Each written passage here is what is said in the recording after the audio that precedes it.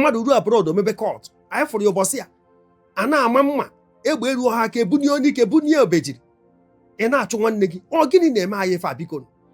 abịa na divorce kịta ụmụ nwaanyị Igbo ka buru ya n'isi na Amerịka ha ka buru ya n'isi na UK mana ndị India na-anụ di ndị obodo ndị ọzọ na-anụ di ndị Ghana na-anụ di ụmụ nwoke Igbo kịta na Zimbabwe ọzọ kịta ụmụazị Zimbabwe eju na ana Igbo ebe a zọba ana obi anyị ekenyebe ha ana obi onye afọrọ ya den ndị be anyị eju na nga onye nwa egwu a na nye ya ụfọdụ na-anwụ na desert Mediterranean Sea ọ gịnị na-afịọ na efe a biko ka anyị wee nụ ya nwayọọ ka anyị wee nụ ya nwayọọ a na-akụ ajọ mkpụrụ ọ na-amị ọgba aghara hịara ndị iruo kesi onye ka anyị jee nụ na police station ọ na court dị n'obodo ndị ugwu ka ị marụ ndị ugwu one versus ndị ugwu one nwere kesi ka anyị jee nụ mana obodo ndị ugwu mana obodo ndị ofe mmanụ ọkwa ndị Igbo versus ndị Igbo ụmụnne m unu afụgo ụmụnne anyị ndị a na-agha ego na occasion amụrụ m ọ dị ka ọ na Anambra steeti ka e mere ife a enwe ife nsị ka nsi ebe a nyekwa ndị Igbo ndụmọdụ achọrọ m ka ị gee ntị n'ife a m chọrọ ikwu ọ dị nkenke ma dị ire ọkwa ịfụrụ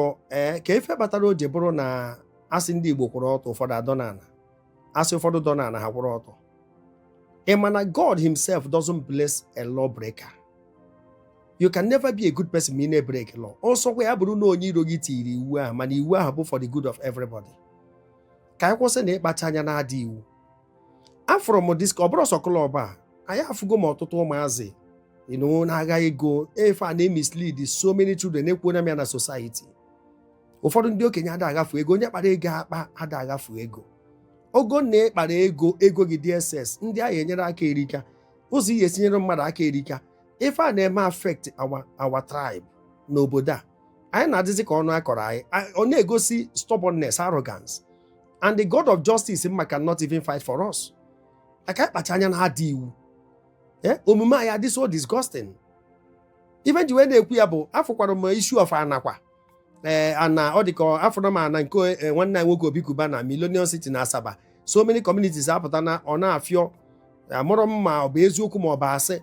ịfụ na ha na-etreten na ndị goro ebe a na ha nwa anwa gori ya na emecha na ha ya agba ọsọ maka gọọmenti pụọ gọọmenti ya batakwa ịghọtago so mfụkwa nke ahụ ka ekwa nke nga ọkpala ka na-agakwa m na-agwa nwanne anyị nwoke brọda Ebuka Obi ka ọ nebakwa nke nga ọkpala anya maka gọvanọ Eze Amụrụ Joseph nwere ike ịbịa ụmụ Israel ataba ahụfụ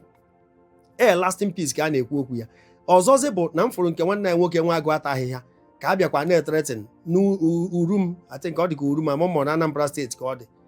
ọ na-afịọkwa dia PG na since 1 year and ka anọ in contention ekporo ndị amị this and that so ife nna ajụ bụ ọ na ya nwere ike ime